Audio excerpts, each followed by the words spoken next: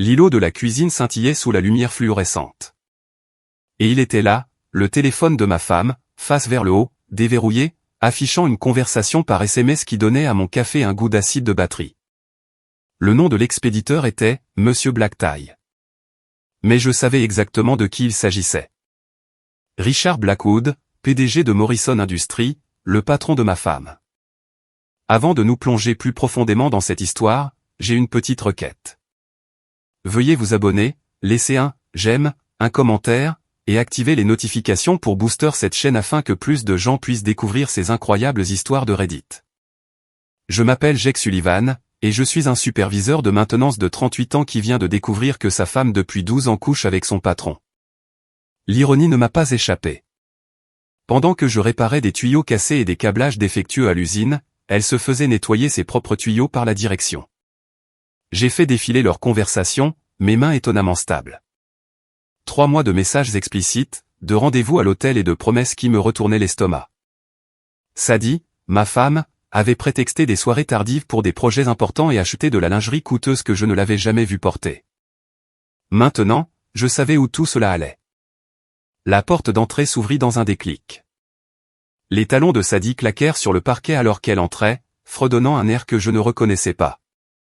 Elle était radieuse, la peau éclatante, un maquillage parfait, vêtue d'une robe qui coûtait probablement plus que mon salaire hebdomadaire. « Salut chérie », lança-t-elle, sans même me regarder en posant son sac à main.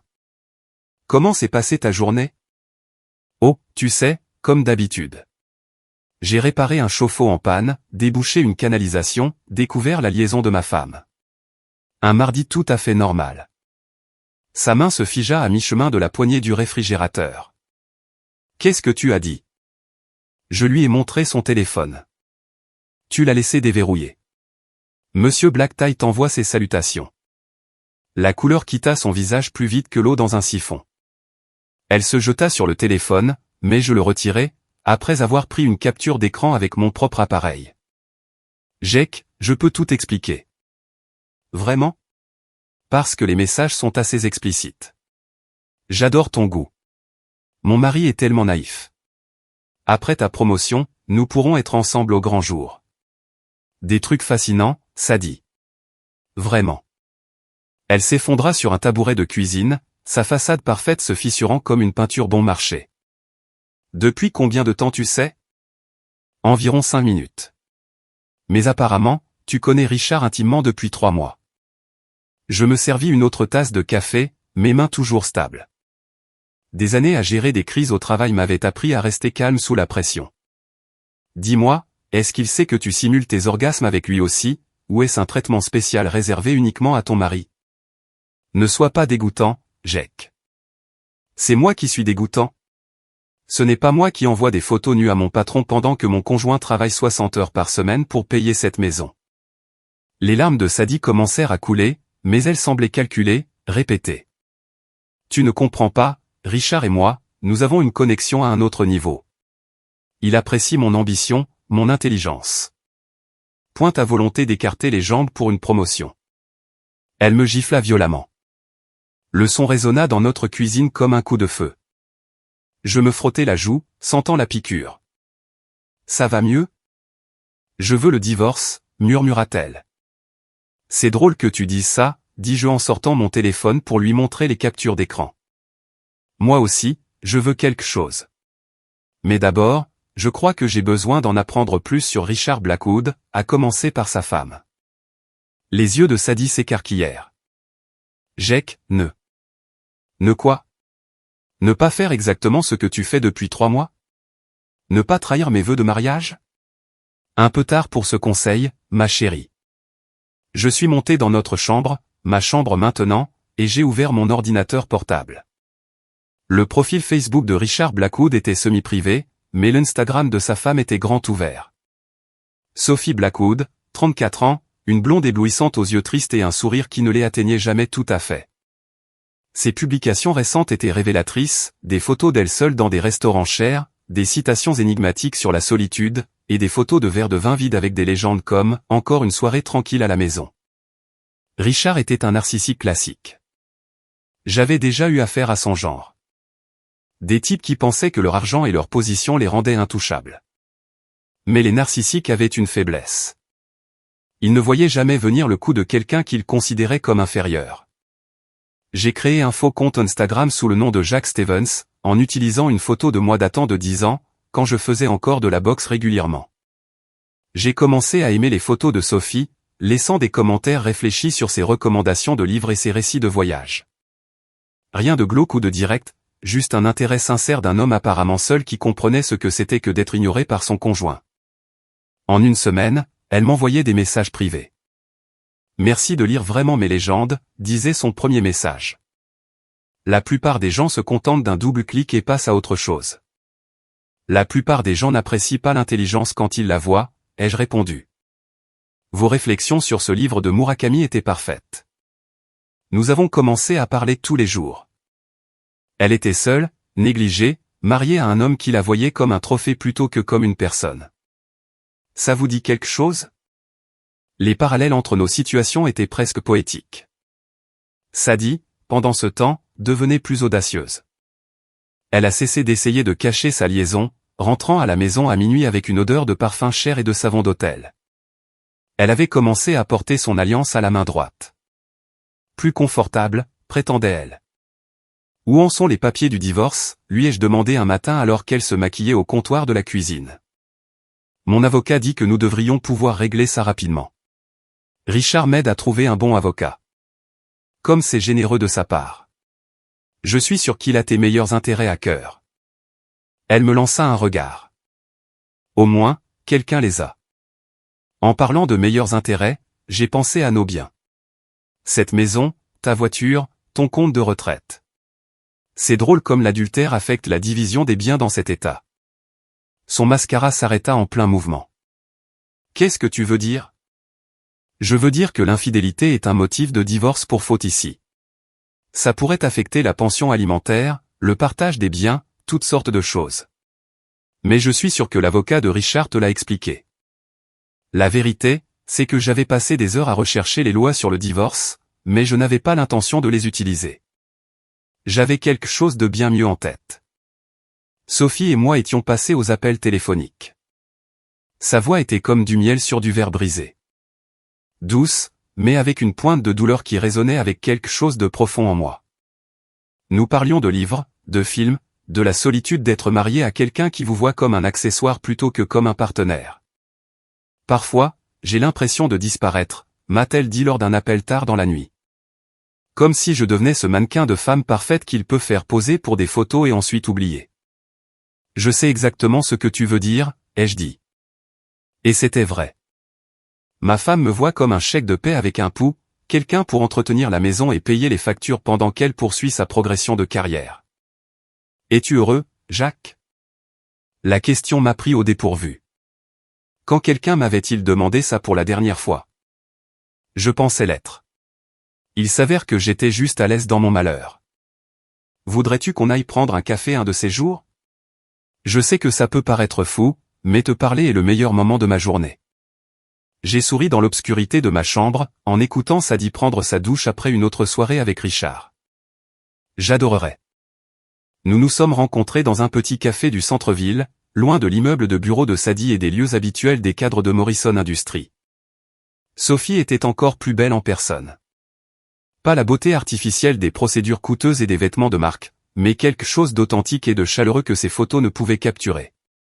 Vous êtes exactement comme je vous imaginais, dit-elle en s'asseyant en face de moi. Déçu? Soulagé. Les rencontres en ligne m'ont rendu paranoïaque à propos des faux profils. Nous avons parlé pendant 3 heures. Elle était intelligente, drôle et complètement inconsciente que son mari couchait avec ma femme. L'ironie était délicieuse. Mais ce qui m'a surpris, c'est à quel point j'appréciais sincèrement sa compagnie. Ce n'était plus seulement une question de vengeance. J'étais réellement attiré par cette femme. Mon mari travaille tard encore ce soir, dit-elle alors que nous nous préparions à partir. La mienne aussi, dis-je. C'est fou comme ils sont dévoués à leur travail. Elle a ri, mais il y avait de la tristesse dans son rire. Parfois, je me demande si je ne suis pas simplement paranoïaque, si j'imagine la distance entre nous. Fais confiance à ton instinct, lui ai-je dit. il a généralement raison. Alors que nous marchions vers nos voitures, elle se tourna vers moi. Jacques, puis-je te poser une question personnelle? Vas-y. Es-tu marié? J'aurais pu mentir. J'aurais dû mentir. Au lieu de ça, je lui ai dit la vérité. Techniquement, oui, mais ma femme et moi sommes en train de divorcer. Elle a une liaison. Le visage de Sophie devint pâle. Je suis vraiment désolé. Je n'en avais aucune idée. Ce n'est pas grave. Je gère. Et toi? Heureusement marié? Elle détourna le regard. Je pensais l'être, mais dernièrement. Elle secoua la tête. Je devrais y aller. Sophie, attends. Je lui touchai doucement le bras. Si jamais tu as besoin de parler à quelqu'un qui comprend ce que c'est que de se sentir invisible dans son propre mariage, appelle-moi. Elle hocha la tête, des larmes menaçant de déborder. Merci, Jacques. Pour aujourd'hui, pour m'avoir écouté, pour m'avoir fait sentir que j'existais. Après son départ, je suis resté longtemps dans ma voiture, à réfléchir. Le plan initial avait été simple. Séduire la femme de Richard, exposer publiquement leur liaison, et regarder leurs deux mondes s'embraser. Mais Sophie n'était plus seulement un pion dans mon jeu de vengeance. C'était une personne réelle avec une douleur réelle, et je commençais à tenir à elle. Ce soir-là, Sadie est rentrée à 1h du matin. Ses cheveux en désordre et sa robe froissée. Elle n'essayait même plus de le cacher. « Bonsoir, ma chérie », dis-je depuis le canapé, sans lever les yeux de mon livre. « Comment s'est passée ta réunion tardive ?»« Productive », dit-elle en retirant ses talons. « J'en suis sûr. Richard a l'air d'être un patron très impliqué. » Elle s'arrêta au bas des escaliers. « Qu'est-ce que ça veut dire ?»« Rien du tout. Je fais juste la conversation avec ma femme aimante. » Elle me fixa un instant, puis secoua la tête. « Je vais me coucher. Fais de beaux rêves. Essaie de ne pas trop penser au travail. » Le lendemain matin, je me suis déclaré malade au travail et j'ai conduit jusqu'à Morrison Industries. Je connaissais l'emploi du temps de Richard grâce aux mentions désinvoltes de Sadie au fil des ans. Il arrivait toujours à cette heure précise, se garait sur la place de la direction la plus proche de l'entrée. Sa voiture était exactement ce à quoi je m'attendais, une BMW série 7 noire, impeccable et chère. Je n'ai rien fait de dramatique, j'ai juste desserré les obus de ses valves assez pour provoquer de lentes fuites sur les 4 pneus. À l'heure du déjeuner, il serait coincé sur le parking, l'air d'un idiot dans son costume coûteux. C'était mesquin, mais ça faisait du bien. Sophie m'a appelé cet après-midi-là. « Jacques, j'ai besoin de te voir. On peut se retrouver. » Bien sûr. Qu'est-ce qui ne va pas? Je crois que mon mari a une liaison. Nous nous sommes retrouvés au même café. Sophie avait l'air d'avoir pleuré, son maquillage parfait était maculé et ses mains tremblaient en tenant sa tasse de café. J'ai trouvé des reçus d'hôtel dans la poche de sa veste, dit-elle. Le Marriott du centre-ville, 3 dates différentes au cours du mois dernier. L'as-tu confronté? Pas encore. J'ai peur de ce qu'il va dire. Et si je me trompais? Et s'il y avait une explication innocente? J'ai tendu la main sur la table et j'ai pris la sienne. Sophie, que te dit ton instinct? Que mon mariage est terminé. Elle recommença à pleurer et je me suis déplacé de son côté de la banquette, passant mon bras autour de ses épaules. Je suis tellement désolé, lui ai-je murmuré dans les cheveux. Je sais exactement ce que tu ressens. Elle leva les yeux vers moi, ses yeux bleus noyés de larmes. Comment on s'en sort? La trahison, les mensonges, le sentiment que tout ce en quoi tu croyais était faux. Un jour à la fois. Et avec l'aide de gens qui comprennent. Elle s'appuya contre ma poitrine et je sentis quelque chose changer entre nous. Ce n'était plus seulement du réconfort. Il y avait de l'électricité dans l'air, une connexion qui allait au-delà de notre douleur partagée. Jacques, je dois te demander quelque chose et j'ai besoin que tu sois honnête avec moi. D'accord? D'accord. Es-tu attiré par moi? J'aurais pu esquiver, faire une blague, garder les choses sûres et platoniques. Au lieu de ça, j'ai relevé son menton et les regardé droit dans les yeux. Elle m'a embrassé alors, doucement et timidement au début, puis avec une passion grandissante.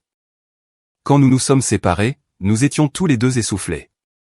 C'est fou, murmura-t-elle. Complètement insensé, ai-je convenu. Je n'ai jamais trompé mon mari. Moi non plus. Ma femme, je veux dire. Elle a ri malgré ses larmes. Qu'est-ce qu'on est en train de faire, Jacques? Je crois qu'on est en train de se sauver l'un l'autre. Au cours des 2 semaines suivantes, Sophie et moi sommes tombés dans une routine. Des rendez-vous au café qui se transformaient en longues promenades, des appels téléphoniques qui duraient jusqu'à l'aube, des SMS qui devenaient de plus en plus intimes. Elle était tout ce que Sadie n'était pas. Attentive, intelligente, sincèrement intéressée par mes pensées et mes sentiments. Parle-moi de ton travail, m'a-t-elle dit lors d'une de nos promenades dans le parc Riverside. Sadie le faisait toujours paraître si ennuyeux, mais j'ai l'impression qu'il y a plus que ça. L'histoire typique du héros col bleu, dis-je avec un sourire. Je maintiens les lumières allumées et l'eau courante pendant que les cadres s'attribuent le mérite de la productivité. Ce n'est pas du tout ennuyeux. Tu maintiens littéralement l'entreprise en état de marche. Sans toi, Richard et ses costumes de luxe seraient assis dans le noir. C'était la première fois que l'un de nous mentionnait nos conjoints par leur nom. Le moment flotta entre nous comme un pont que nous avions tous les deux peur de traverser. Sophie, il y a quelque chose que je dois te dire. Elle s'arrêta de marcher. Quoi? Je sais avec qui ton mari a une liaison. Son visage devint blanc. Qui? Ma femme. Sadie travaille au RH chez Morrison Industries. Elle couche avec Richard depuis 3 mois. Sophie recula comme si je l'avais frappée. Quoi? Comment? Tu es sûr? J'ai sorti mon téléphone et je lui ai montré les captures d'écran que j'avais sauvegardées. Sophie les a lues en silence, ses expressions passant par l'incrédulité, la colère, et finalement une fureur froide que je n'avais jamais vue auparavant. Ce salaud, murmura-t-elle. Ce menteur, ce tricheur de salaud. Je suis désolé, Sophie. J'aurais dû te le dire plus tôt. Mais quoi? Tu comptais m'utiliser pour te venger d'eux. C'est comme ça que ça a commencé, ai-je admis. Mais ce n'est plus ça maintenant. Ce que je ressens pour toi est réel. Elle me fixa longuement, puis se mit à rire. Ce n'était pas un son joyeux. C'est parfait, dit-elle. Absolument parfait. Mon mari couche avec ta femme. Et nous voilà, en train de tomber amoureux l'un de l'autre comme dans une comédie romantique tordue. Sophie. Non, Jacques. C'est magnifique, poétique même. Ils se croient si malins, si supérieurs à nous. Mais ils n'ont aucune idée de ce qui les attend, n'est-ce pas? Le regard dans ses yeux était dangereux, prédateur. J'ai réalisé que Sophie Blackwood n'était pas seulement une femme au foyer seule.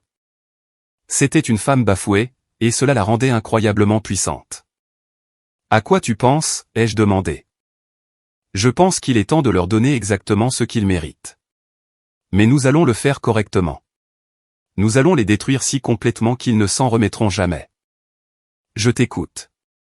Morrison Industries organise sa fête annuelle le mois prochain. Une grande soirée chic. Sur le toit de l'hôtel Méridien.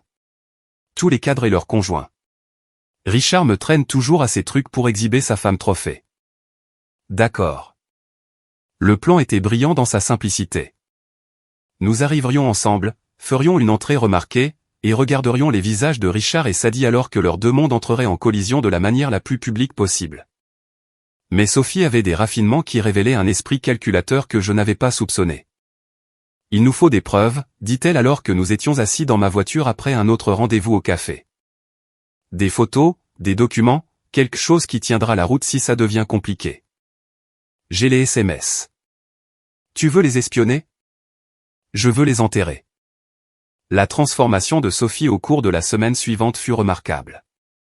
La femme triste et seule que j'avais rencontrée avait disparu, remplacée par quelqu'un de concentré et de déterminé. Elle a engagé un détective privé.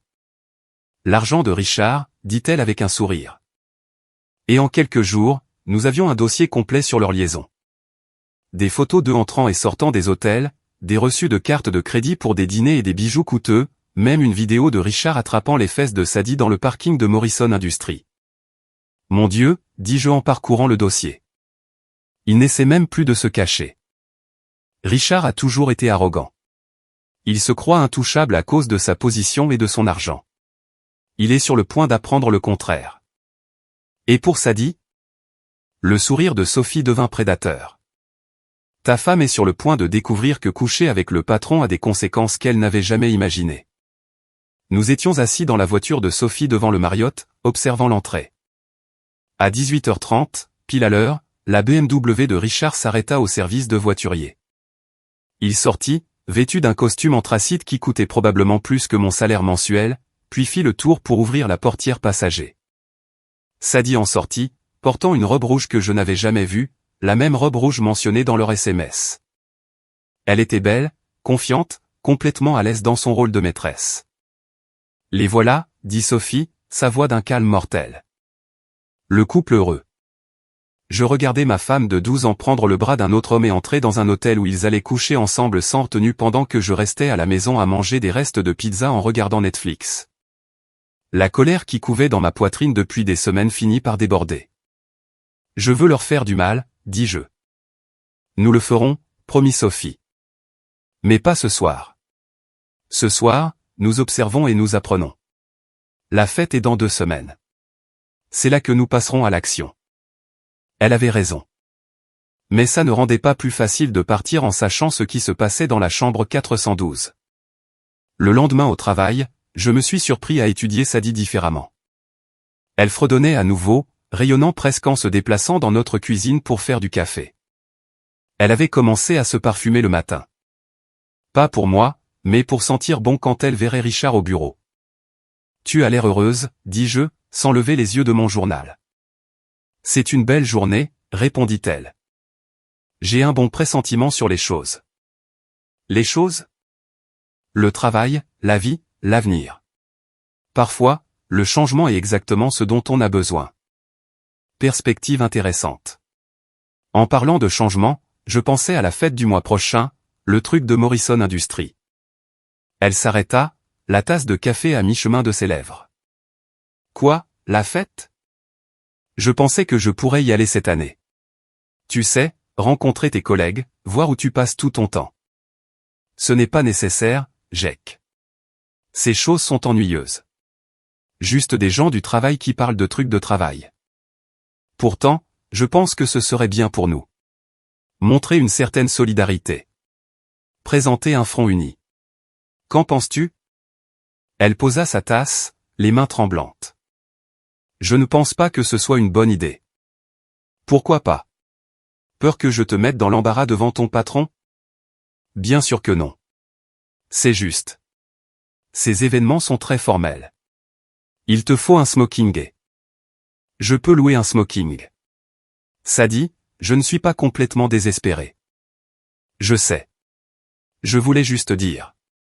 Elle s'interrompit, cherchant visiblement une raison pour me tenir à l'écart qui n'éveillerait pas les soupçons. Point à moins que tu ne prévois d'y aller avec quelqu'un d'autre. Son visage devint pâle. Ne sois pas ridicule. Alors c'est réglé. Je serai ton cavalier à la fête de l'entreprise. Ce sera amusant. Ce soir-là, j'ai retrouvé Sophie chez elle pour la première fois. Richard travaillait tard, probablement avec ma femme, et Sophie voulait me montrer quelque chose. Sa maison était exactement ce à quoi je m'attendais. Massive, parfaitement décorée et complètement impersonnelle. On aurait dit une page de magazine plutôt qu'un endroit où des gens vivaient réellement. Bienvenue dans ma prison, dit-elle en me faisant traverser des pièces qui auraient pu loger 3 familles. C'est magnifique. C'est vide. Richard a acheté cet endroit pour impressionner les gens, pas pour y vivre. Je ne pense pas qu'il ait passé plus d'1 heure dans une autre pièce que son bureau et la chambre principale. Elle me conduisit au bureau de Richard, un sanctuaire à son propre ego, rempli de récompenses, de photos de lui avec des politiciens et des célébrités, et d'un bureau massif qui trahissait un évident besoin de compensation. Regarde ça, dit-elle en ouvrant son ordinateur portable. Il ne met même pas de mot de passe. Cet arrogant bâtard pense qu'il est trop important pour s'inquiéter de la sécurité. L'écran affichait sa boîte de réception, et Sophie fit défiler les messages avec une efficacité rodée. La plupart étaient professionnels, mais elle trouva ensuite ce qu'elle cherchait. Un dossier intitulé « Personnel » qui contenait des dizaines de mails échangés avec Sadie. « Mon cher Richard, lut Sophie à voix haute d'un ton moqueur. La nuit dernière était incroyable. Je ne peux pas m'empêcher de penser à la façon dont tu m'as touché. Mon Dieu, elle écrit comme une adolescente en chaleur. Sophie, on ne devrait pas. Ne devrions quoi? Envahir leur vie privée? Ils ont renoncé à leur droit à la vie privée quand ils ont décidé de coucher ensemble dans notre dos. Elle avait raison. Mais voir les pensées intimes de Sadie étalées sur l'écran me tordit l'estomac. Pas de la jalousie. J'avais largement dépassé ce stade. Quelque chose de plus proche du dégoût. En voilà un intéressant, continua Sophie. J'ai dit à Jack que je travaille tard sur le projet Henderson. Il est tellement naïf. Il me croit vraiment. Parfois, je pense qu'il croirait n'importe quoi tant que ça ne perturbe pas sa petite routine. Charmant. Oh, ça s'améliore. Jack a demandé s'il pouvait venir à la fête de l'entreprise. J'ai réussi à l'en dissuader, mais de justesse. Nous devons être plus prudents avec les apparitions publiques jusqu'à ce que le divorce soit finalisé. Sophie se tourna pour me regarder. Il prévoit de rendre leur relation publique après ton divorce. Richard va me quitter pour ta femme. Comment te sens-tu? Meurtrier, dit-elle avec un sourire qui n'atteignait pas ses yeux. Mais aussi excitée, parce qu'ils n'ont aucune idée de ce qui les attend. Elle referma l'ordinateur portable et se rapprocha de moi, sa main posée sur ma poitrine. Jacques, je dois te demander quelque chose, et j'ai besoin d'une honnêteté totale. D'accord. Fais-tu ça juste pour la vengeance, ou est-ce que tu tiens vraiment à moi? Je la regardais dans les yeux, ces beaux yeux bleus qui avaient été tristes si longtemps, et je réalisais que la réponse avait changé quelque part en cours de route. Les deux, dis-je. Ça a commencé comme une vengeance, mais Sophie, ce que je ressens pour toi maintenant est réel. Tu me fais sentir que j'existe, que je vaux plus qu'un simple chèque de paie et un programme d'entretien.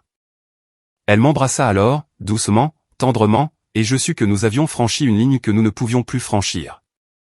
Fais-moi l'amour, murmura-t-elle contre mes lèvres. Sophie, tu es sûre? Je suis sûre. Je veux sentir quelque chose de réel, quelque chose d'honnête. Je veux me souvenir de ce que c'est que d'être avec quelqu'un qui me voit vraiment. Nous avons fait l'amour dans la chambre d'amis, sur des draps qui sentaient la lavande au lieu du parfum d'un autre homme. Sophie était passionnée, réceptive, complètement présente d'une manière que Sadie n'avait pas été depuis des années. Quand ce fut terminé, nous sommes restés enlacés, sa tête sur ma poitrine, tous les deux essoufflés. C'était incroyable, murmura-t-elle. Mieux qu'incroyable. Jacques, je dois te dire quelque chose. Quoi? Je crois que je suis en train de tomber amoureuse de toi. Je caressais ses cheveux, doux et dorés à la lumière de la lampe. Je crois que je tombe amoureux de toi aussi. Que allons-nous faire de ça? Je ne sais pas, mais nous trouverons une solution ensemble. Elle releva la tête pour me regarder. Après la fête, après qu'on les ait détruits, qu'est-ce qui nous arrivera? Tout ce que nous voulons qu'il arrive. Je veux tout, dit-elle. Je veux me réveiller à côté de toi tous les matins. Je veux construire quelque chose de réel, d'honnête. Je veux être heureuse. Alors c'est ce que nous ferons. Le lendemain matin, je me suis réveillé dans mon propre lit pour la première fois depuis des semaines, me sentant sincèrement optimiste quant à l'avenir. Sadie était déjà partie. Réunion matinale, disait une note qu'elle avait laissée, et j'avais la maison pour moi tout seul. J'ai fait du café, lu le journal et commencé à planifier la phase finale de notre vengeance. La fête de l'entreprise était dans 10 jours, et tout devait être parfait. Sophie et moi n'avions qu'une seule chance de détruire publiquement Richard et Sadie, et nous ne pouvions pas nous permettre de la rater. Mon téléphone vibra. Un SMS de Sophie. Bonjour, mon beau. La nuit dernière était parfaite. J'ai hâte de te voir ce soir. Je souris et répondis, bonjour, ma belle. Ce soir ne peut pas arriver assez vite. Sadie est rentrée ce soir-là d'une humeur inhabituellement bonne, presque bondissant en posant son sac et en retirant ses talons. Bonne journée au travail, ai-je demandé. La meilleure. Richard et moi avons terminé le projet Henderson, et le client a adoré notre présentation. Il nous recommande pour un énorme contrat avec leur société mère. Félicitations. Toi et Richard formez une bonne équipe. C'est vrai. On s'entend parfaitement, tu sais? C'est comme si nous étions parfaitement synchronisés. J'en suis sûr. Elle me regarda avec méfiance. Tu es bizarre. Comment ça? Tu es trop gentil à propos de Richard. D'habitude, tu fais un commentaire sarcastique sur mon patron. Peut-être que je grandis en tant que personne, que j'apprends à apprécier les gens qui rendent ma femme heureuse. C'est vraiment adorable, Jake. Merci. De rien. En parlant de Richard, comment est-il en dehors du travail? Je veux dire, tu passes tellement de temps avec lui, tu dois le connaître assez bien. Il est brillant, motivé, concentré. Il sait ce qu'il veut et il fonce. J'admire vraiment ça chez lui. Et sa femme, Sophie? Sophie? Oui. Est-elle gentille? L'expression de Sadie changea légèrement. Je ne la connais pas vraiment. Elle a l'air bien. La femme trophée typique, tu sais. Jolie, mais pas beaucoup de substance. Je réprimai un rire. Si seulement elle savait. Peut-être que je la rencontrerai à la fête. Jake, à propos de la fête. J'ai déjà loué le smoking. Cravate noire? Très chic. Je me suis même fait couper les cheveux. Tu as loué un smoking. Je me suis dit que si je devais rencontrer tes collègues, je devais avoir l'air à la hauteur. Je ne veux pas te mettre dans l'embarras devant Richard. Elle me fixa longuement, clairement partagée entre le désir de me tenir à l'écart et l'incapacité de trouver une bonne raison de m'exclure. D'accord, dit-elle finalement. Mais ces choses sont vraiment ennuyeuses. Beaucoup de bavardage d'entreprise et de réseautage. J'essaierai de contenir mon enthousiasme. Cette nuit-là, après que Sadie se soit endormie, j'ai envoyé un SMS à Sophie. Sa réponse arriva immédiatement. Richard agit bizarrement aussi. Nerveux, distrait. Je pense qu'il prévoit de me demander le divorce après la fête. Parfait. Offrons-leur une nuit qu'ils n'oublieront jamais. J'ai hâte. Je t'aime, Jacques. Je t'aime aussi, Sophie. Et ce qui était incroyable, c'est que je le pensais. Le soir de la fête annuelle de Morrison Industries arriva avec une chaleur inhabituelle et un ciel dégagé. Je me tenais devant le miroir de la salle de bain, ajustant mon nœud papillon et essayant de calmer l'énergie nerveuse qui s'était accumulée toute la journée. Le smoking était parfait, et pour la première fois depuis des années, je me sentais confiant, puissant, prêt à tout. Sadie sortit de notre dressing vêtue d'une superbe robe noire que je n'avais jamais vue. Elle était magnifique, mais il y avait une tension dans ses épaules, une anxiété dans ses yeux qu'elle ne parvenait pas tout à fait à cacher derrière son maquillage. « Tu es incroyable, dis-je, et je le pensais. Merci. Tu te défends pas mal non plus. Prêt à me montrer à tes collègues? Elle força un sourire. Absolument. Le trajet jusqu'à l'hôtel Méridien fut silencieux, chacun perdu dans ses pensées. Sadie n'arrêtait pas de vérifier son téléphone, et je pouvais presque sentir l'anxiété qui émanait d'elle. Elle se demandait probablement comment elle allait expliquer ma présence à Richard, comment ils allaient réussir à éviter les soupçons pendant toute une soirée. Jake, je devrais probablement mentionner que Richard pourrait sembler un peu formel ce soir. Il est très professionnel lors de ces événements. Je comprends. On ne voudrait pas que le PDG ait l'air trop amical avec le personnel de maintenance. Ce n'est pas ce que je voulais dire. Bien sûr que si. Ne t'inquiète pas, Sadie. J'ai promis de rester à ma place. Le toit du Méridien était transformé en un décor de film. Guirlandes lumineuses, tables élégantes, un quatuor de jazz jouant doucement dans un coin. La vue sur la ville était spectaculaire, et la liste des invités était clairement l'élite de Morrison Industries.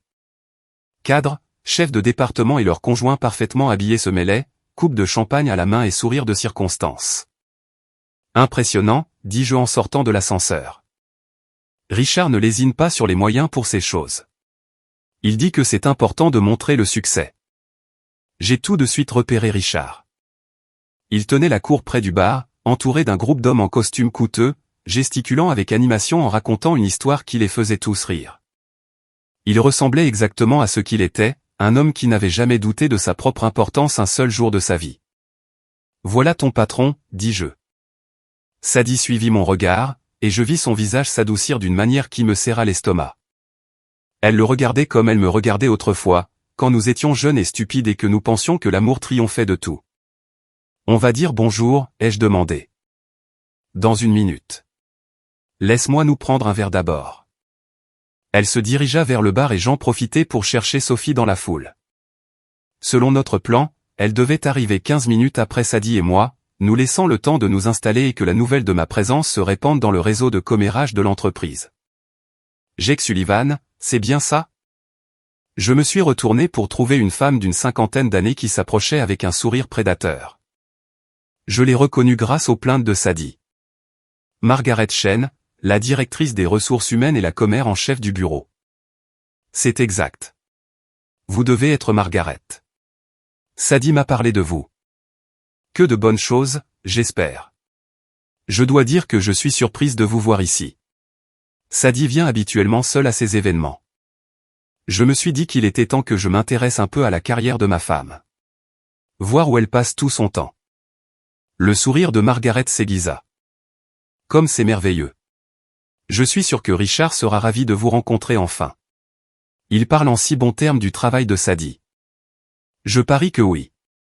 Avant que Margaret puisse répondre, une agitation près de l'ascenseur attira l'attention de tout le monde. Les portes s'ouvrirent et Sophie en sortit, vêtue d'une robe qui aurait dû être illégale. De la soie bleu profond assortie à ses yeux, coupée pour mettre en valeur chaque courbe tout en restant élégamment sophistiquée. Elle ressemblait à une star de cinéma, et toutes les conversations dans la pièce s'arrêtèrent alors que les têtes se tournaient pour la regarder. Mais Sophie n'était pas seule. Elle était accompagnée d'un homme que je ne reconnaissais pas. Grand, les cheveux noirs, portant un smoking qui faisait paraître le mien comme une location. Il était beau de cette manière générique de mannequin de catalogue qui criait l'argent et le privilège. Ça ne faisait pas partie du plan. Les yeux de Sophie croisèrent les miens à travers la pièce et je vis quelque chose qui me glaça le sang. Elle me fit un clin d'œil. Oh mon Dieu, dit Margaret à côté de moi. Sophie Blackwood est magnifique ce soir. Et qui est ce bel homme avec elle? Ce n'est certainement pas Richard. Je regardais Sophie et son mystérieux cavalier se frayer un chemin à travers la foule, acceptant les compliments et les bises des autres invités. Elle parcourait la salle comme une professionnelle, charmant tout ce qu'elle rencontrait tandis que son cavalier se tenait à ses côtés avec l'assurance d'un homme qui avait sa place dans des endroits comme celui-ci. Sadie apparut à mon coude avec nos verres, et je vis son visage pâlir en apercevant Sophie. C'est la femme de Richard, demandai-je innocemment. Oui, murmura Sadie. Elle est magnifique. Qui est le type avec elle? Je n'en ai aucune idée. De l'autre côté de la salle, Richard avait repéré sa femme et se frayait un chemin vers elle, son visage un masque de fureur à peine contenu. Ça allait devenir très intéressant. Excusez-moi, dis-je à Sadie. Je crois que je vais aller me présenter. Jake, attends.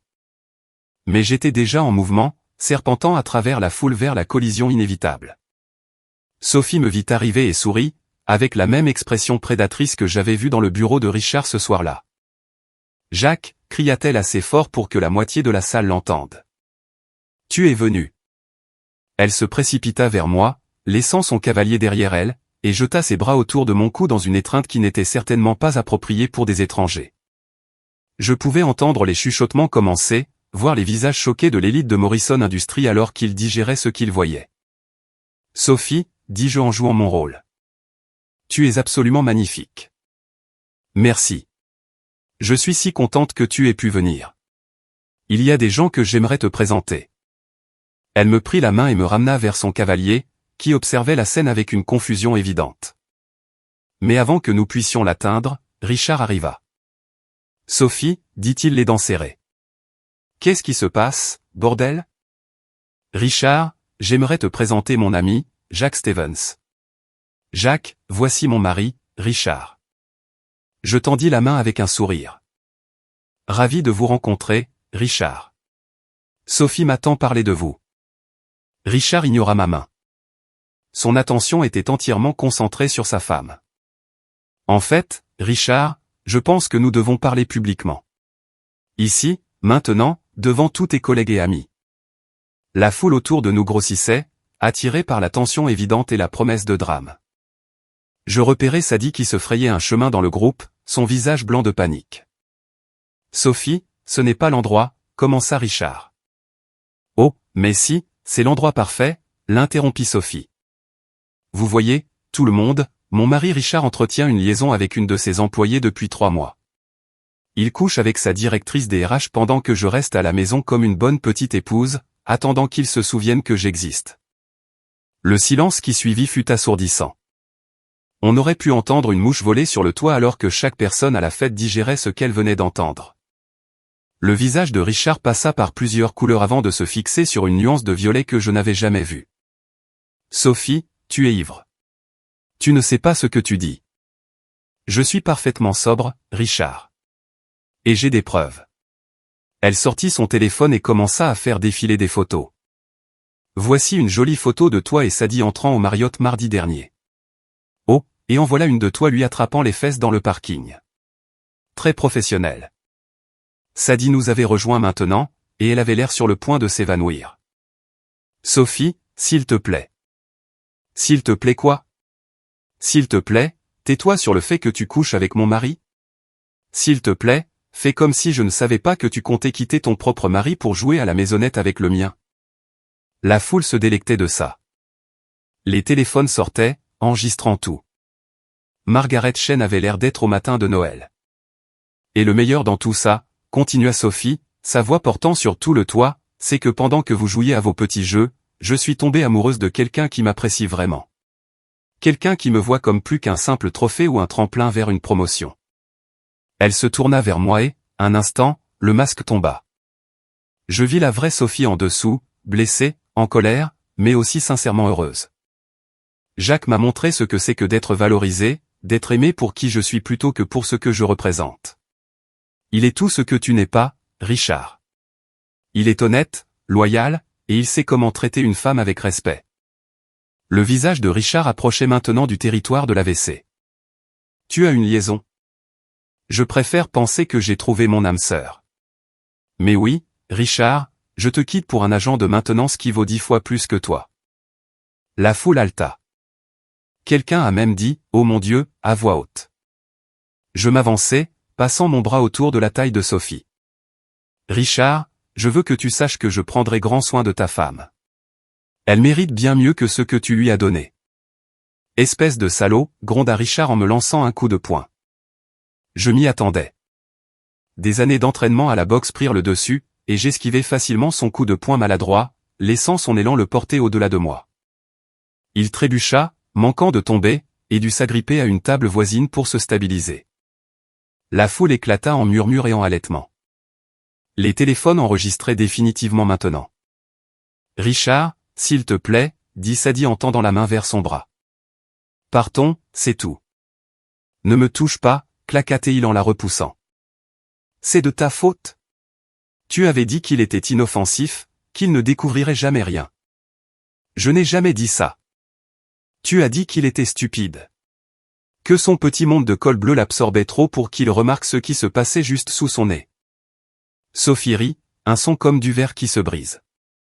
Oh, Sadie, tu ne connais vraiment pas du tout ton mari, n'est-ce pas? Jacques a découvert votre liaison il y a des mois. Il s'est joué de toi pendant tout ce temps. Le visage de Sadie se décomposa alors que toute l'ampleur de la situation la frappait. Elle avait été déjouée par l'homme qu'elle avait rejeté comme étant indigne de son attention. Jacques, murmura-t-elle. Comment as-tu pu? Comment j'ai pu? Je me suis approché d'elle, assez près pour qu'elle seule puisse entendre ce que j'allais dire. Comment as-tu pu coucher avec un autre homme dans des hôtels payés avec l'argent que j'ai gagné? Comment as-tu pu me mentir en face pendant 3 mois? Comment as-tu pu prévoir de me quitter sans avoir le courage de me le dire toi-même? J'allais te le dire quand? Quand? Après avoir emménagé avec Richard? Après avoir pris la moitié de tout ce pour quoi j'avais travaillé? Après m'avoir ridiculisé devant tous ceux que nous connaissons? Des larmes coulaient maintenant sur son visage, ruinant son maquillage parfait. Je suis désolé, Jacques. Je suis tellement désolé. Non, tu ne le es pas. Tu es désolé de t'être fait prendre. Il y a une différence. Richard avait retrouvé un peu de sang-froid et essayait de sauver la situation. Tout le monde, s'il vous plaît, c'est une affaire privée. Rien de tout cela n'est plus privé, dit Sophie. Tu t'en es assuré quand tu as décidé d'étaler ta liaison devant la moitié de l'entreprise. Margaret Chen s'avança, son visage sévère et professionnel. Richard, je pense que nous devons discuter de cette situation lundi matin dans mon bureau. Margaret, nous pouvons sûrement gérer ça discrètement. Il n'y a rien de discret là-dedans, Richard. Vous avez eu une liaison avec une employée subordonnée. C'est une violation de la politique de l'entreprise, sans parler d'un procès potentiel qui nous pend au nez. Je vis le moment où Richard réalisa que sa carrière était terminée. La couleur quitta son visage et ses épaules s'affaissèrent sous le poids de la situation. Ce n'est pas fini, dit-il en me regardant avec une haine pure. Si, ça l'est, dit fermement Sophie. C'est très bien fini. Mon avocat vous contactera au sujet de la procédure de divorce. Je prendrai la moitié de tout, y compris de cette entreprise. Quoi? As-tu oublié que mon père t'a aidé à acheter Morrison Industries, Richard? Que mon fonds en fiducie soutient ton petit empire depuis des années? Quand je partirai, cet argent partira avec moi. Le visage de Richard passa du pâle au vert. Sophie, tu ne peux pas. Je peux, et je le ferai. Jacques et moi allons commencer une nouvelle vie, loin d'ici. Toi et Sadie, vous pouvez vous débrouiller avec votre propre merdier. Elle me prit la main et commença à marcher vers l'ascenseur, laissant derrière elle une foule de cadres stupéfaits et un désastre très public. Sophie, attends, dis-je alors que nous atteignions l'ascenseur. Quoi? Et ton cavalier? Le type avec qui tu es venu? Elle sourit. C'est mon avocat. Je me suis dit que ce serait bien d'avoir un témoin de tout ce qui s'est passé ce soir. Les portes de l'ascenseur s'ouvrirent et nous entrâmes. Alors qu'elles se fermaient, j'eus un dernier aperçu de Richard et Sadie, debout dans les décombres de leur liaison, entourés de chuchotements et de téléphones caméras. Comment tu te sens? Demanda Sophie alors que nous descendions. Comme si je venais de voir mon ancienne vie mourir. Bien. Il était temps d'en commencer une nouvelle. Suite et fin. Les retombées de la soirée furent rapides et brutales. Dès le lundi matin, des clips vidéo de la confrontation circulaient dans Morrison Industries comme une traînée de poudre. Quelqu'un avait publié toute la scène sur les réseaux sociaux, et elle obtenait des milliers de vues et de partages. L'humiliation publique de Richard Blackwood était complète. Mais Sophie et moi n'en avions pas fini avec lui. Je me suis déclaré malade et j'ai retrouvé Sophie au cabinet de son avocat en centre-ville. David Morrison, aucun lien avec l'entreprise, était un requin en costume de luxe spécialisé dans les divorces très médiatisés et les litiges d'entreprise. Madame Blackwood, après avoir examiné les documents financiers que vous avez fournis, je dois dire que c'est l'un des contrats de mariage les plus déséquilibrés que j'ai jamais vus, dit David en étalant des papiers sur la table de conférence. L'avocat de votre mari était soit incompétent, soit il a supposé que vous ne le contesteriez jamais. Qu'est-ce que ça veut dire, ai-je demandé. Ça veut dire que Richard est sur le point de tout perdre, dit Sophie avec un sourire qui aurait pu couper du verre. Mon fonds en fiducie ne l'a pas seulement aidé à acheter Morrison Industries. Il détient 60% de l'entreprise. Le contrat de mariage était censé protéger cet investissement, mais la liaison de Richard constitue une violation de la clause de moralité. David hocha la tête. L'adultère annule l'intégralité de l'accord. Madame Blackwood a droit à sa pleine participation, plus des dommages et intérêts pour détresse émotionnelle et manquement aux devoirs fiduciaires. De combien parle-t-on? Demanda Sophie. Au bas mot? 15 millions de dollars, plus la maison, les voitures et l'intégralité de son portefeuille d'actions. Je sifflai doucement. Mon Dieu. Et ce n'est pas tout, poursuivit David. La liaison avec une subordonnée expose l'entreprise à des poursuites pour harcèlement. Le conseil d'administration n'aura d'autre choix que de licencier M. Blackwood immédiatement pour limiter sa responsabilité. Et Sadie, ai-je demandé. Sophie se pencha et me serra la main. Ça te va, Jacques? Je sais qu'elle est toujours ta femme. Bientôt mon ex-femme, ai-je corrigé. Et oui, ça me va plus que bien. Elle a fait son choix. Cet après-midi-là, je suis allé à Morrison Industries pour vider mon casier et démissionner officiellement. L'endroit bourdonnait de rumeurs, et je sentais les regards me suivre alors que je traversais le bâtiment. Certains me regardaient avec sympathie, d'autres avec curiosité, et quelques-uns avec quelque chose qui aurait pu être de l'admiration. Jacques. Margaret Chen apparut à côté de moi alors que j'atteignais mon département. J'espérais te voir aujourd'hui. Je viens juste chercher mes affaires, Margaret.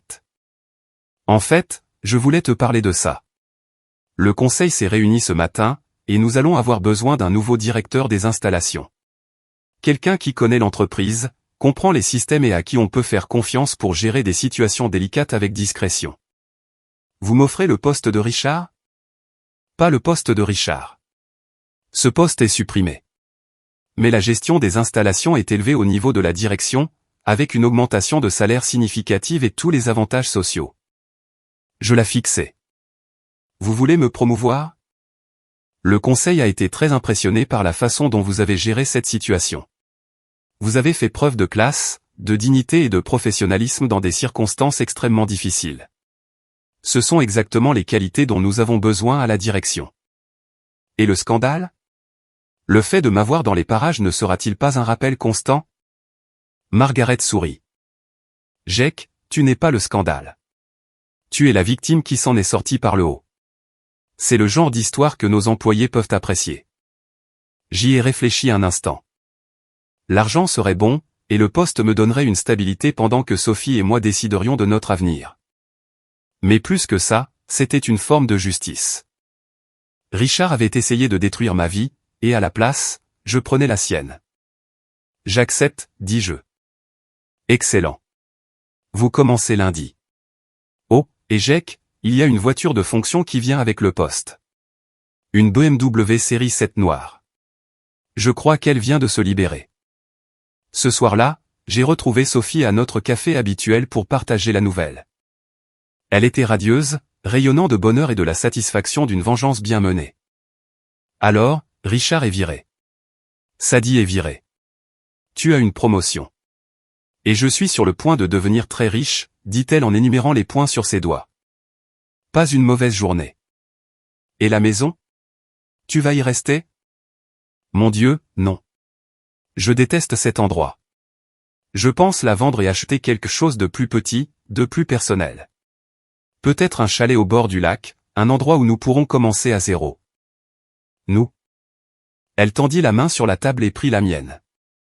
Jacques, je sais que tout ça arrive très vite, mais je pensais ce que j'ai dit à la fête. Je t'aime. Je veux construire une vie avec toi. Je t'aime aussi, Sophie. Mais tu es sûre? Ce n'est plus seulement une question de vengeance. C'est la vraie vie. De vraies conséquences. Je n'ai jamais été plus sûr de quoi que ce soit. Tu m'as sauvé, Jacques. De la solitude, d'un mariage qui me tuait à petit feu. D'une vie qui n'en était pas vraiment une. Je veux passer le temps qu'il me reste à te rendre aussi heureux que tu m'as rendue heureuse. Je me suis penché sur la table et je l'ai embrassé, sans me soucier de qui pourrait voir ou de ce qu'il pourrait penser. Pour la première fois depuis des années, je me sentais exactement là où je devais être. Il y a autre chose, dit Sophie quand nous nous sommes séparés. Richard et Sadie ont essayé de nous contacter. Séparément et ensemble. Que veulent-ils? Le pardon, la réconciliation, une autre chance? Les choses habituelles que les gens veulent quand ils réalisent qu'ils ont détruit leur vie pour rien. Que leur as-tu dit? Rien. Je n'ai répondu à aucun de leurs appels ou messages. Mais je pense que nous devrions. Pourquoi? Le sourire de Sophie redevint prédateur. Parce que je veux qu'ils voient ce qu'ils ont perdu. Je veux qu'ils voient à quel point nous sommes heureux, à quel point nous sommes parfaits ensemble. Je veux qu'ils comprennent que leur trahison ne nous a pas détruits. Elle nous a libérés. Le samedi suivant, Sophie et moi prenions un brunch à l'hôtel Méridien, sur le même toit où tout avait commencé, quand Richard apparut à notre table. Il avait une mine affreuse. Mal rasé, les vêtements froissés, le regard vide d'un homme qui n'avait pas dormi depuis des jours. Sophie, s'il te plaît, dit-il, m'ignorant complètement. Nous devons parler. Bonjour, Richard, dit calmement Sophie, sans lever les yeux de ses œufs bénédicts. Tu as l'air mal en point. J'essaie de t'appeler depuis une semaine. Je sais. Je t'ignore depuis une semaine. Sophie, j'ai fait une erreur. Une terrible, stupide erreur. Mais nous pouvons arranger ça. Nous pouvons aller en thérapie. Recommencer à zéro. Richard, l'interrompit Sophie en le regardant enfin. Vois-tu cet homme assis en face de moi? Les yeux de Richard se posèrent brièvement sur moi, puis revinrent vers sa femme. Oui. Il s'appelle Jack Sullivan. Il est intelligent, drôle, gentil, et absolument incroyable au lit. Il me fait sentir comme la personne la plus importante au monde. Il écoute quand je parle, se souvient des choses qui comptent pour moi, et me traite comme une partenaire plutôt que comme un accessoire. Le visage de Richard devenait rouge. Sophie, je n'ai pas fini. Jack et moi emménageons ensemble la semaine prochaine. Nous allons voyager, peut-être créer une entreprise ensemble, et certainement nous marier quand nos divorces seront finalisés. Nous allons construire quelque chose de réel, d'honnête, basé sur le respect mutuel et l'amour sincère. Tu ne peux pas être sérieux. Je n'ai jamais été plus sérieuse de ma vie. Richard se tourna enfin vers moi, son visage tordu par la rage et le désespoir. Tu crois que tu as gagné quelque chose? Tu crois que c'est fini? Je crois que tu devrais partir, dis-je calmement. Avant de te ridiculiser encore plus que tu ne l'as déjà fait. Tu n'es rien, gronda Richard. Un col bleu insignifiant qui a eu de la chance. Sophie se lassera de s'encanailler avec toi. Et quand elle le fera. Point ce sera toujours plus que ce que tu n'as jamais mérité, les jeux interrompus. Tu avais tout, Richard. Une femme magnifique, une entreprise prospère, le respect, l'argent. Et tu as tout jeté pourquoi? Quelques mois à te faufiler avec ma femme. Sadie m'aime. Sadie aime l'idée d'être la femme du PDG. Elle se fiche de toi personnellement, et tu es sur le point de le découvrir. Sophie se leva, sa chaise raclant le sol. Cette conversation est terminée, Richard. Mon avocat vous contactera pour le règlement final. Ne me contacte plus. Sophie, attends. Mais nous nous éloignons déjà, laissant Richard seul à côté de notre table, tel l'homme brisé qu'il était devenu. Comment c'était, ai-je demandé en attendant l'ascenseur. Mieux que ce à quoi je m'attendais, dit Sophie. Je pensais que j'aurais pitié de lui, mais non. Il a fait son choix. Des regrets. Elle se tourna vers moi, ses yeux bleus clairs et brillants. Seulement d'avoir mis si longtemps à te trouver. Les portes de l'ascenseur s'ouvrirent et nous entrâmes. En se fermant, j'entrevis Richard, toujours debout près de notre table, fixant l'endroit où sa femme avait été. Et maintenant, ai-je demandé. Maintenant, nous rentrons à la maison, dit Sophie. Notre maison. Et nous commençons à vivre la vie que nous méritons. 3 mois plus tard, Sophie et moi étions installés dans un magnifique chalet au bord du lac Harrisburg, à environ 1 heure de la ville. La maison était tout ce que son manoir stérile n'avait pas été. Chaleureuse, confortable, remplie de livres et de musique, et de ces touches personnelles qui font qu'un endroit ressemble à un foyer. Sophie l'avait acheté content avec l'argent de son règlement de divorce, et nous avions passé des semaines à la décorer ensemble, choisissant chaque meuble et chaque couleur de peinture en équipe. J'étais en train de travailler dans le jardin quand mon téléphone sonna. Le nom de Sadie s'afficha à l'écran, la première fois qu'elle essayait de me contacter depuis plus d'1 mois. « Jack, s'il te plaît, ne raccroche pas, dit-elle avant que je puisse parler.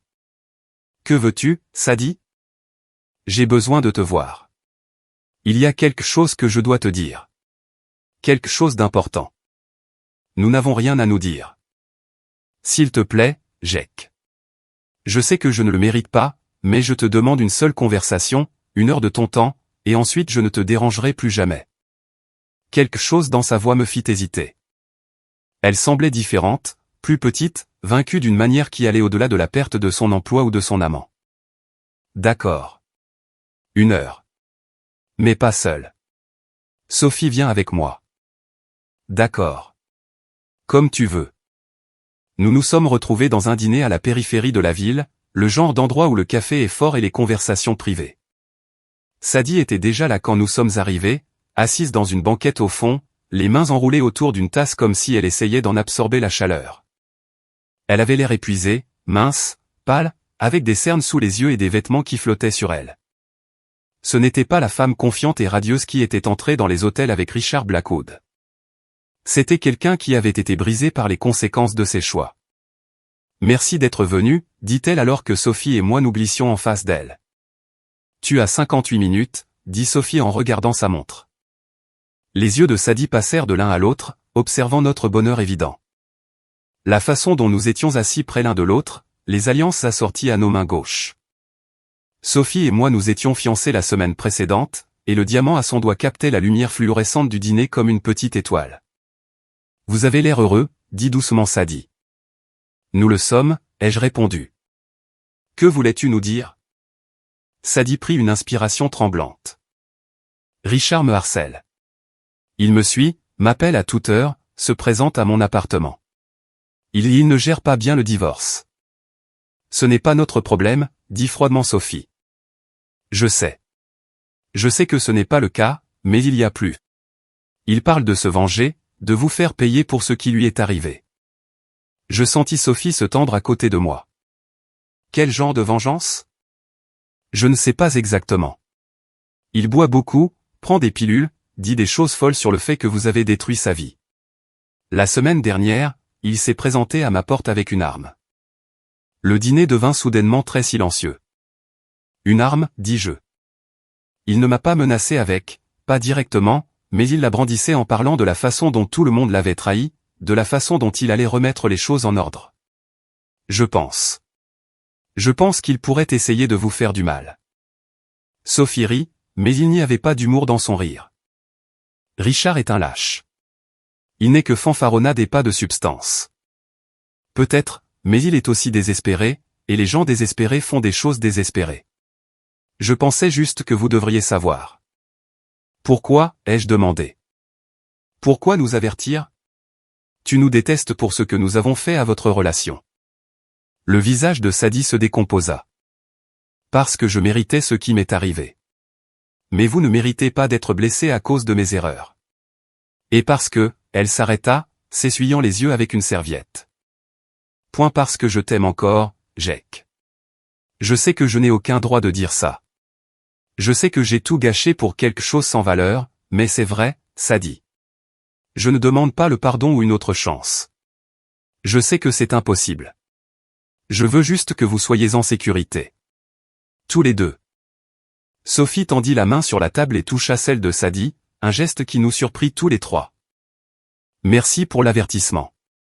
Nous serons prudents. Il y a autre chose, dit Sadie. Quelque chose sur Sophie que tu dois savoir. Je sentis Sophie se raidir à côté de moi. De quoi parles-tu? Richard a engagé un détective privé après la fête pour trouver des saletés sur vous deux. Le détective a trouvé des choses intéressantes sur le passé de Sophie. Comme? La voix de Sophie était calme.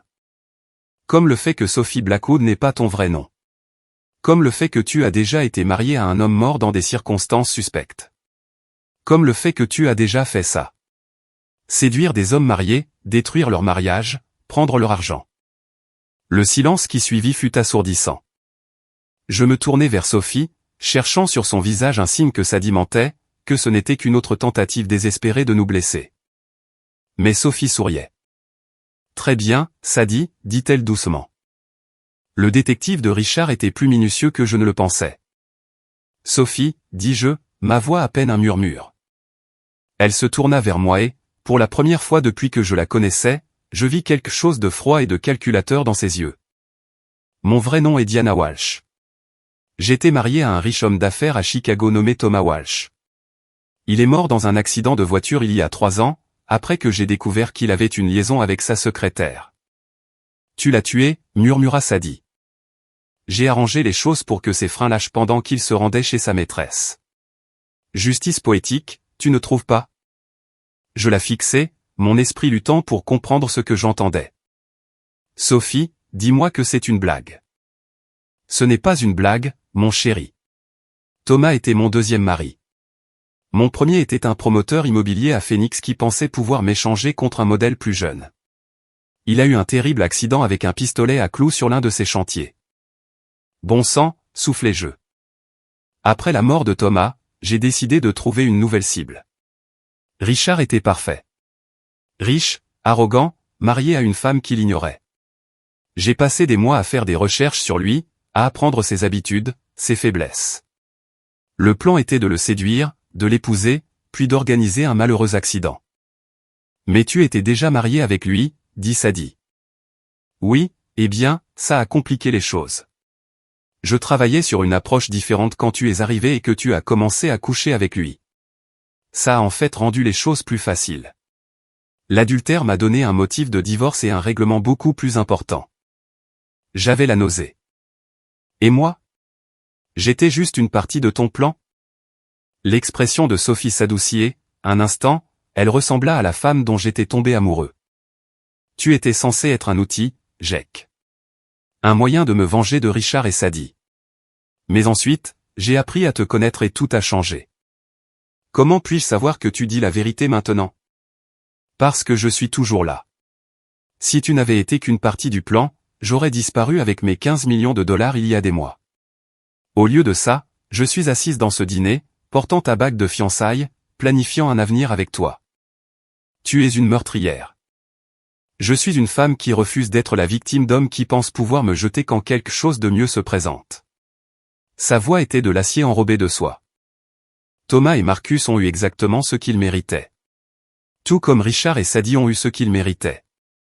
Sadie fixait Sophie avec un mélange d'horreur et de fascination. Tu es folle. Je suis pragmatique. Des hommes comme nos maris pensent qu'ils peuvent utiliser les femmes et nous jeter sans conséquence. Je fournis simplement ces conséquences. Je me suis levé brusquement, ma chaise raclant le sol. J'ai besoin d'air. Dehors, je m'appuyais contre la voiture de Sophie et j'essayais de donner un sens à ce que je venais d'apprendre. La femme que j'aimais, la femme que j'avais prévu d'épouser, était une tueuse en série qui avait assassiné au moins 2 hommes. Mais elle était aussi la personne qui m'avait fait me sentir à nouveau vivant, qui m'avait montré ce que pouvait être le véritable amour. Sophie apparut à côté de moi, sa main douce sur mon bras. Jack, parle-moi. Je ne sais pas quoi dire. Je ne sais pas quoi penser. M'aimes-tu? Oui. Que Dieu me pardonne, oui. Et je t'aime plus que je n'ai jamais aimé personne. Plus que je ne me croyais capable d'aimer. Ce que je t'ai dit sur mon passé est vrai. Mais ce que nous avons est réel. Tu as tué des gens, Sophie. Diana. Qui que tu sois. J'ai tué des hommes qui méritaient de mourir. Des hommes qui pensaient pouvoir trahir et jeter des femmes sans conséquence. Je n'ai jamais fait de mal à quelqu'un qui ne m'en avait pas fait d'abord. Et Richard? Tu prévois de le tuer aussi? Elle resta silencieuse un long moment. C'était le cas. Le plan initial était d'attendre que le divorce soit finalisé, puis d'organiser un accident. Mais c'était avant que je ne tombe amoureuse de toi. Et maintenant? Maintenant, je veux juste disparaître avec toi. Recommencer à zéro quelque part, loin. Devenir les personnes que nous voulons être au lieu des personnes que nous avons été forcés d'être. Je la regardais dans les yeux. Ces beaux yeux bleus qui m'avaient captivé dès le premier instant. Derrière la beauté, je pouvais voir l'acier, l'intelligence calculatrice qui avait planifié et exécuté plusieurs meurtres. Mais je pouvais aussi voir l'amour, sincère, profond et réel. Si je reste avec toi, je suis complice de meurtre. Seulement si quelqu'un le découvre. Et personne ne le découvrira, parce que nous allons disparaître. Nouveau nom, nouvelle vie, quelque part au chaud et loin d'ici. Et les menaces de Richard? Sadie a dit qu'il avait une arme. Le sourire de Sophie était aussi tranchant qu'une lame. Richard ne sera bientôt plus un problème. Sophie. Ses freins sont déjà compromis. Je m'en suis occupé ce matin pendant qu'il était ivre-mort dans son appartement. D'ici demain, Richard Blackwood ne sera qu'une autre statistique tragique. Je la fixais, réalisant que j'étais à un carrefour qui définirait le reste de ma vie. Je pouvais partir, appeler la police, essayer de l'arrêter. Ou je pouvais monter dans la voiture avec une femme qui avait tué 3 hommes et était sur le point d'en tuer un 4e. Pourquoi me dis-tu ça, ai-je demandé. Et si je dis non? Alors je disparaîtrai ce soir et tu ne me reverras plus jamais. Tu pourras retourner à ta vieille vie, trouver quelqu'un de normal, de sûr et d'ennuyeux. Tu me laisserais partir? Je te laisserai partir parce que je t'aime. Le véritable amour, c'est vouloir que quelqu'un soit heureux, même si ce n'est pas avec toi. J'ai réfléchi à mes options. Je pouvais retourner à ma maison vide, à ma vie solitaire, à ma routine de travail, de télévision et de l'en déclin. Je pouvais essayer de trouver quelqu'un d'autre, quelqu'un qui n'avait pas assassiné plusieurs personnes, quelqu'un de sûr et de prévisible. Ou je pouvais choisir l'amour. Un amour dangereux, compliqué, criminel, mais un amour quand même. Quand est-ce qu'on part, ai-je demandé. Le sourire de Sophie illumina tout son visage. Ce soir. J'ai une voiture qui attend, de l'argent liquide, de nouvelles identités. Nous pouvons être au Mexique d'ici demain matin. Et Richard? Et Richard quoi? Il aura son accident demain, et le temps que quelqu'un fasse le lien avec moi, nous serons loin. Je l'ai embrassé alors, fort et désespérément, goûtant l'avenir sur ses lèvres. C'était un avenir bâti sur des secrets et du sang, mais c'était notre avenir. Je t'aime, lui ai-je murmuré contre la bouche. Je t'aime aussi. Pour toujours et à jamais. Nous sommes retournés à l'intérieur pour prendre nos affaires. Sadie était toujours assise dans la banquette, l'air perdu et brisé. Nous partons, lui dit Sophie. Ce soir. Si quelqu'un demande, tu ne nous as jamais vus. Où irez-vous? Quelque part au chaud, ai-je dit. Quelque part où nous pourrons recommencer. Sadie hocha la tête, des larmes coulant sur son visage. Je suis désolé, Jake. Pour tout. Je sais. Prends soin de toi, Sadie. Toi aussi. Vous deux. Nous l'avons laissé là, dans le dîner, une silhouette solitaire dans une banquette au fond, et nous sommes rentrés chez nous pour emballer nos vies dans 2 valises. Nous ne sommes jamais arrivés au Mexique.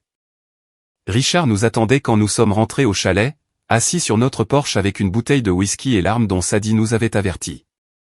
Il avait l'air d'être là depuis des heures, peut-être des jours. Ses vêtements étaient sales, ses cheveux non lavés, ses yeux cerclés de rouge et sauvage. « Salut, ma chérie », dit-il à Sophie alors que nous sortions de la voiture. « Je t'ai manqué ?» Richard, dit calmement Sophie, ne montrant aucune peur malgré l'arme dans ses mains. Tu as l'air mal en point. C'est drôle ce qui arrive quand on perd tout ce pourquoi on a travaillé toute sa vie.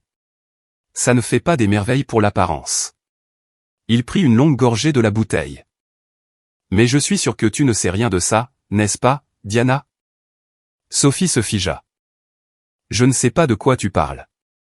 Diana Walsh, anciennement Diana Martinez, anciennement Diana Chen. 3 noms, 3 maris morts.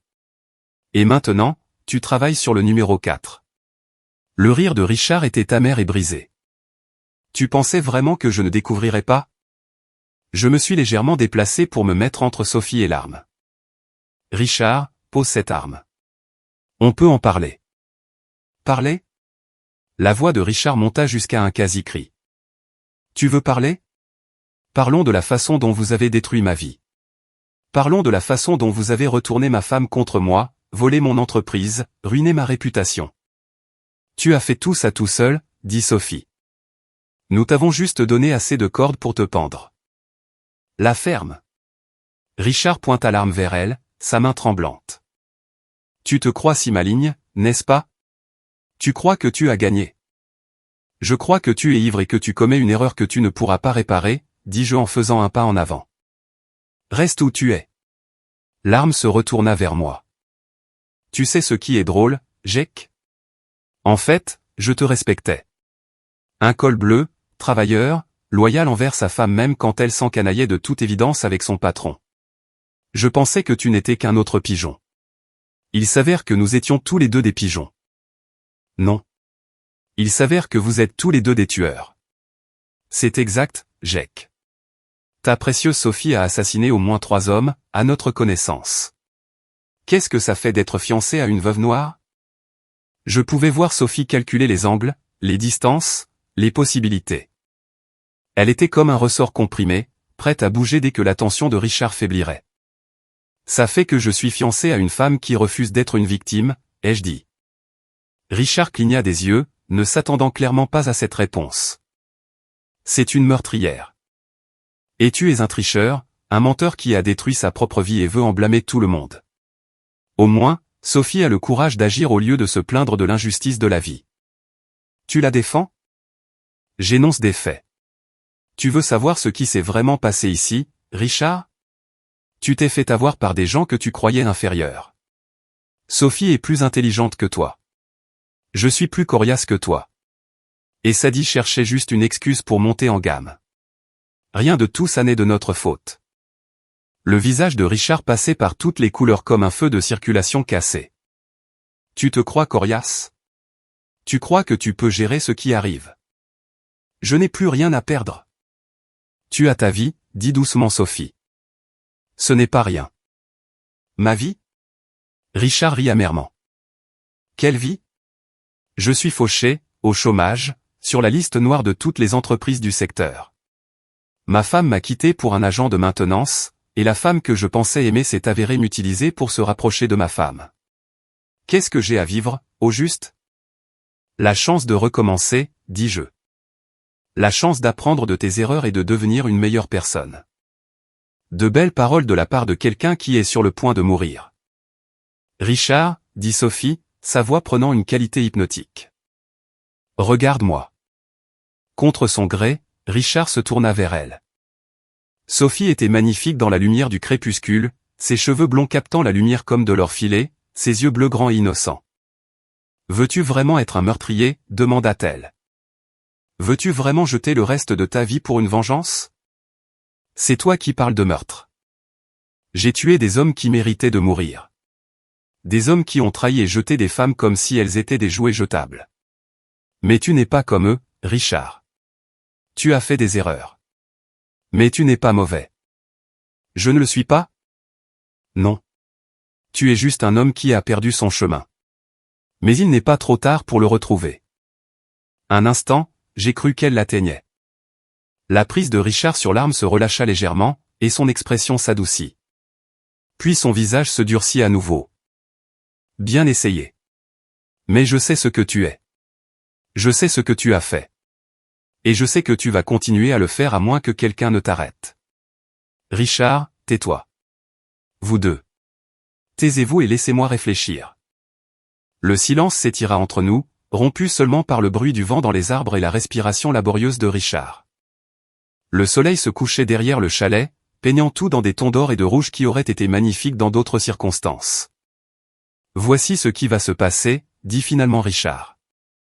Je vais vous tuer tous les deux. Puis je vais me tuer. Meurtre, suicide, fin tragique d'une liaison sordide. La police trouvera des preuves des autres meurtres de Diana, et tout le monde comprendra que j'essayais juste d'arrêter une tueuse en série. Sauf que ce n'est pas ce qui s'est passé, dis-je. C'est ce qui s'est passé dans ma version de l'histoire. Et comme c'est moi qui ai l'arme, ma version est la seule qui compte. Il leva l'arme, la pointant directement sur la poitrine de Sophie. Un dernier mot, ma chérie? Justin, dit Sophie. Baisse-toi. Je me suis jeté au sol alors que la fenêtre avant du chalet explosait dans une gerbe de verre et de coups de feu. Sadie sortit de la maison, un fusil de chasse à la main, le visage sombre et déterminé. Richard se tourna vers la nouvelle menace, mais il était ivre et lent.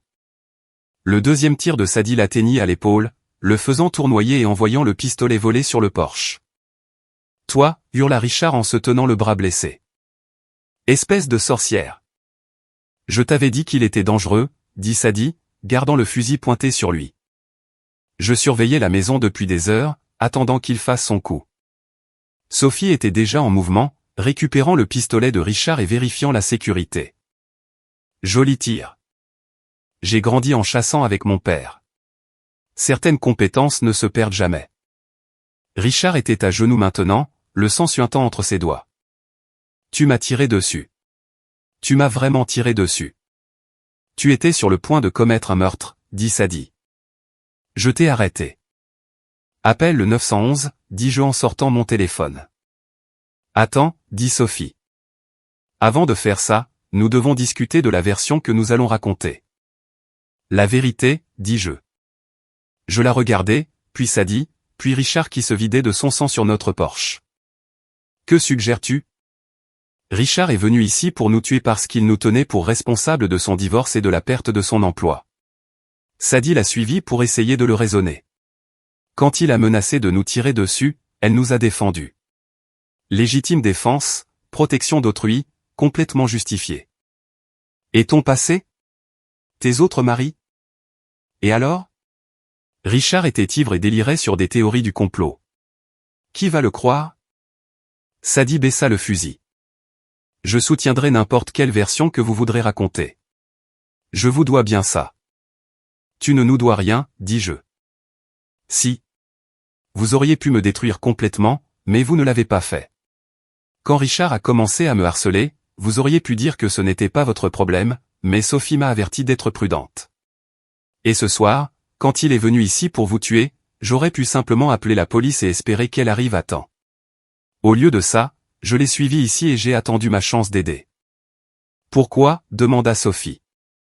Parce que malgré tout ce qui s'est passé, malgré toute la douleur et la trahison, vous deux avez trouvé quelque chose de réel, quelque chose qui valait la peine d'être protégé.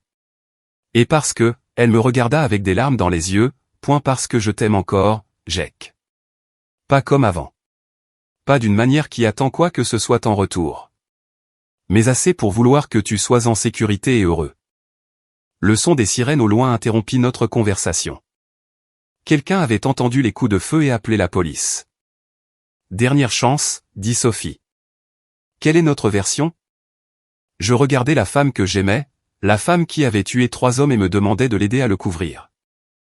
Puis je regardais mon ex-femme, qui m'avait trahi, mais qui offrait maintenant de mentir pour moi.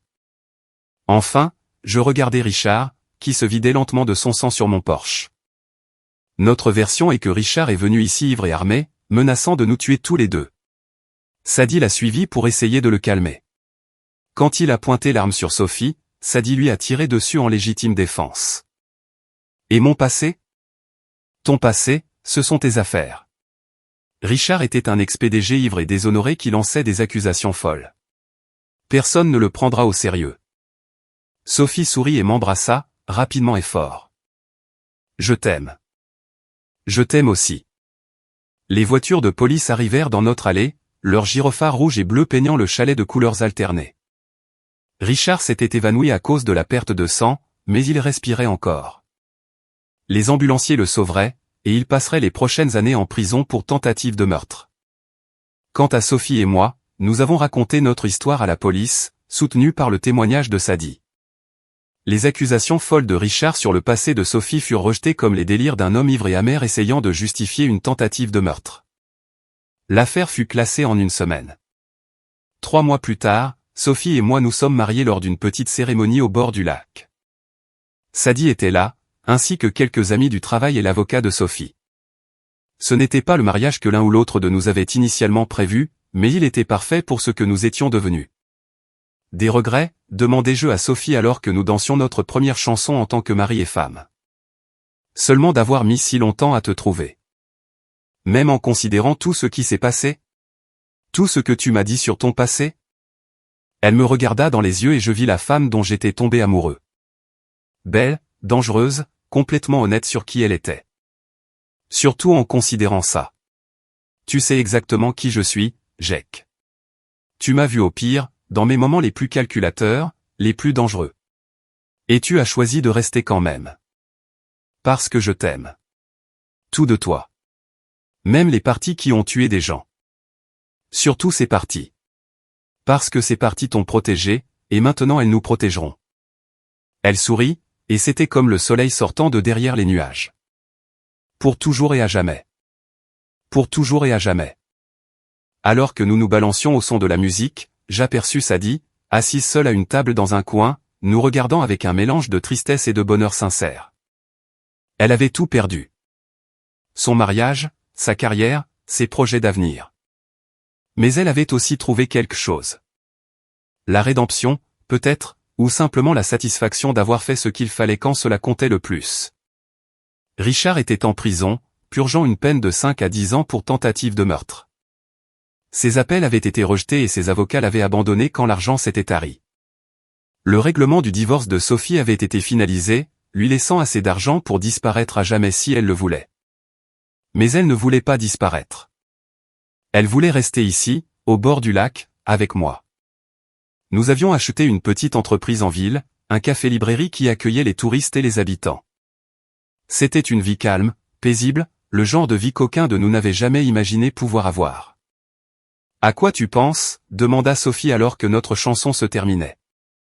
À l'avenir. Notre avenir. Et que vois-tu ?